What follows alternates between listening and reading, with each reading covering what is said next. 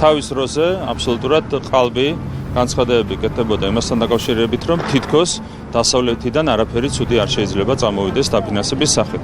ამ დროს თვითონ დასავლეთმა აღიარა, რომ USAID, NEDI, EID და სხვა ფონდები გამოიყენებოდა რევოლუციური სცენარის განსახორციელებლად. ტრამპის ადმინისტრაცია. და როგორ თქვა? USAID, NEDI, კი, რევოლუციებისთვის. კი, სხვადასხვა ქვეყანაში.